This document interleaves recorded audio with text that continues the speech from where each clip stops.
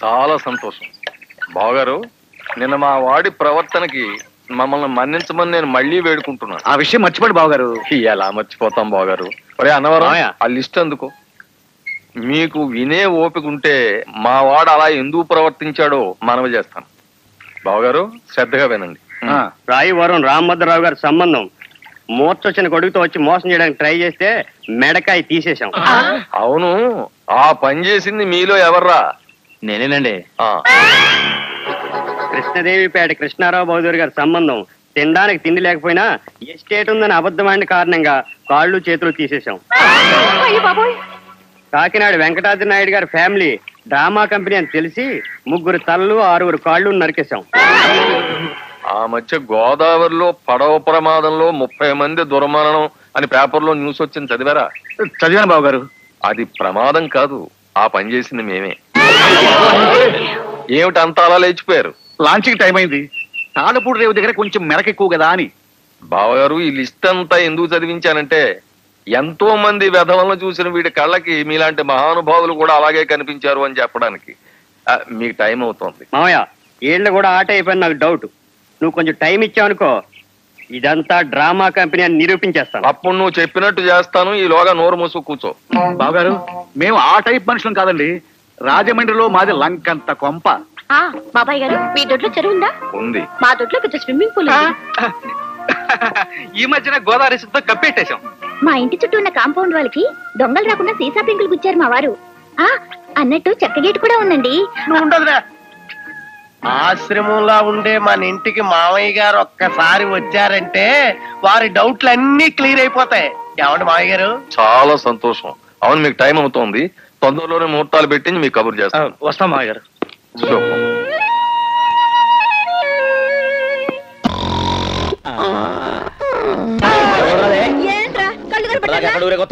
అదే అదే గుర్రాలకి పళ్ళుతో వస్తున్నాను నాన్న. సరే పళ్ళుతో వస్తున్నాను.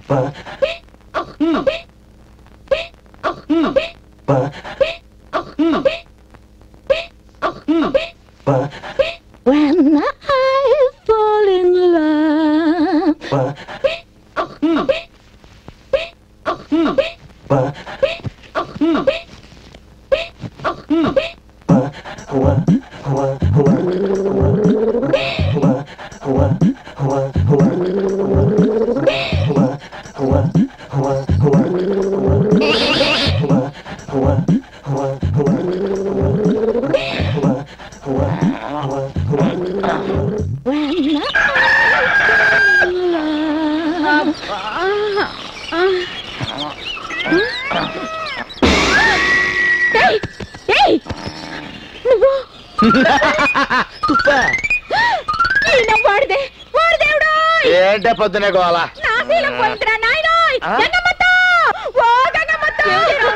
ఏమైంది?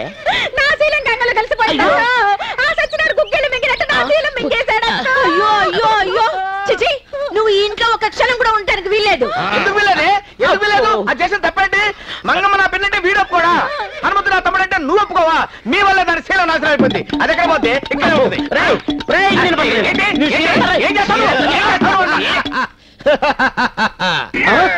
నువ్వా?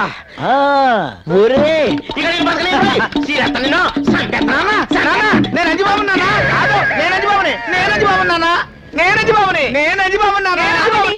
ఇంతకీ వీళ్ళల్లో ఎవరు అంజిబాబు, ఎవరు హనుమంతు? చెప్పవయ్యా. అబ్బా, ఈ అశ్వవంశానికి గొప్ప సిక్కొచ్చి పడిందే. వాలి సుగ్రీవుల్లో ఎవరు వాలి ఎవరు సుగ్రీవుడు అంటే శ్రీరామచంద్రుడే చెప్పలేకపోయాడు. నేనెంత గంగమ్మా? నేను చెప్పగలను.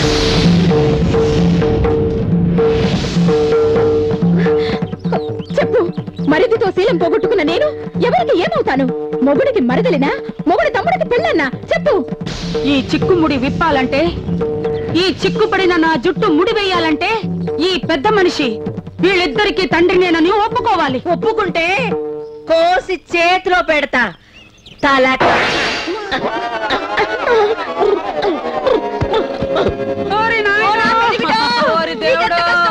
పక్షవాతం వచ్చింది. పక్షి కొట్టుకుంటున్నట్టు కొట్టుకుంటున్నాడు. పోవటం guarantee. Govinda Govinda. What? Project report erase అయిపోయిందా? అవును సార్. మై గాడ్, పంపలు అంటుకుపోతాయి. ఈ విషయం పెద్ద ఆయన తెలిస్తే మీ పని అవుట్. డాడీకి తెలియకుండా నేను మేనేజ్ చేస్తాను కానీ మీరేం కదా. లేదు సార్, ఎండి గారి దగ్గర నేను ఏ విషయాన్నైనా దాచలేను. అమ్మా రమ్య, ఆ ప్రాజెక్ట్ రిపోర్ట్ ప్రింట్అవుట్ తీసావా?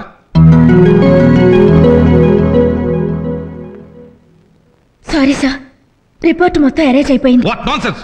మీ డ్యూటీ మీద మీకు రెస్పెక్ట్ లేకుండా పోతుంది. ఏం జరిగింది సార్? అదేనయ్యా, మన కొత్త యూనిట్ కోసం బ్యాంక్ లోన్ అప్లై చేశాం కదా, దానికి కావాల్సిన ప్రాజెక్ట్ రిపోర్ట్స్ ఈ రోజు 10:30 కల్లా బ్యాంక్ పంపాలి. అవును. తీరా ఇప్పుడు లాస్ట్ అవర్ లో కంప్యూటర్ లో రిపోర్ట్స్ ఎరేజ్ అయిపోయినాయి ప్రాబ్లమ్స్ చెప్తున్నారు. ఇందులో ప్రాబ్లం ఏముంది సార్? అదేంటయ్యా, కంప్యూటర్ లో రిపోర్ట్ ఎరేజ్ అయిపోతే ప్రాబ్లం కాదంటావేంటి? సార్, కంప్యూటర్ ఎరేజ్ కావచ్చు, బ్యాక్టీరియా అటాక్ చేసి ఏదైనా జరగచ్చు, కానీ మన బ్రెయిన్ లో పవర్ మాత్రం ఎరేజ్ కాదు. రమ్య, ప్యాడ్ తీసుకుని నేను చెప్పి నోట్ చేసుకో. Unit building construction area cost 80,90,350 rupees. Outer area cost 35,40,726 rupees. Construction cost 1,20 lakhs. Correct గా note చేసుకుంటున్నావా? Yes. Proceed. Furniture 50,16,421 rupees. Machinery 1.80 lakhs and 50,000. AC plant 10 lakhs and 25,000. Power connection and material 60 lakhs 32,234 rupees. Total amount 5 crores 37 lakhs 54,731 rupees. Good, very good, excellent, wonderful. ఇంత పెద్ద project report ని ఒక్క రూపాయి తేడా లేకుండా ఎలా గుర్తుపెట్టుకోగలిగావు? That is Padmanabham. అతను budget వేసాడంటే ఒక్క రూపాయి కూడా తేడా రాస్తాడు. క్యాష్ అతని ప్రపంచం, క్యాష్ అతని ఊపిరి, క్యాష్ అతని శ్వాస. సార్, అంతేకాదు, సేవింగ్స్ లో అతను ఎక్స్పర్ట్. మామూలు మనిషి దగ్గర నుంచి ప్రపంచ బ్యాంకు దాకా అతని దగ్గర నేర్చుకోవాల్సిన విషయాలు చాలా ఉన్నాయి సార్.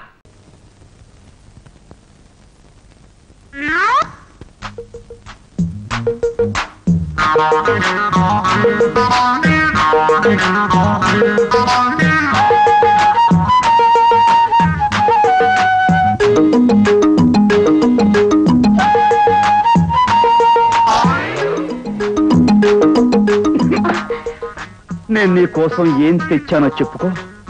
ఏం తెచ్చారు? పచ్చిమిరపకాయలు బజ్జీలు తెచ్చారా? ఉల్లిపాయ పకోడీ తెచ్చారా? మరి ఏం తెచ్చారు? ప్రేమ గుండెల్లో పెట్టి తీసుకొచ్చాను. అది ఎలా ఇస్తారు?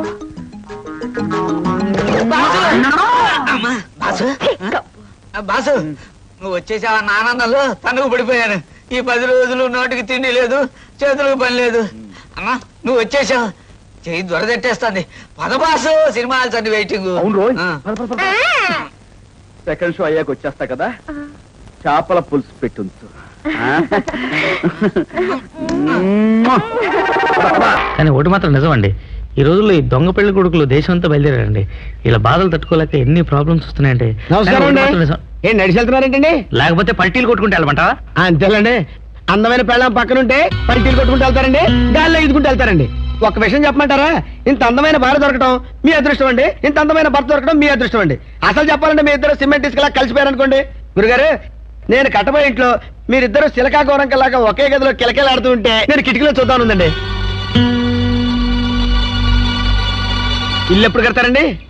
ఇంకాసేపు ఆగంటే ఇల్లు కాదు, ముందు నీ సమాధి కడతాను. అయ్య బాబాయ్, మీ ఆయన భలే జోకులేస్తారండి బాబు. మీ ఆయన మంచి హీట్ మీద ఉన్నట్టున్నారండి. ఇంటికి తీసుకెళ్లి ఒక గిద్దెడి పేరు గిలగిలా కొట్టేసి మజ్జిగ చేసి అందులో కరివేపాకు వేసేవండి, హీట్ తగ్గిపోతుంది. ఇల్లు ఎప్పుడు కడతారండి? ఇల్లు కట్టమని చెప్పండి. బాబాయ్ బాబాయ్,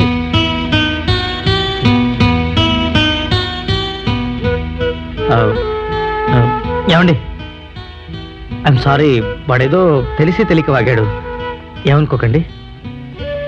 ఏమండి,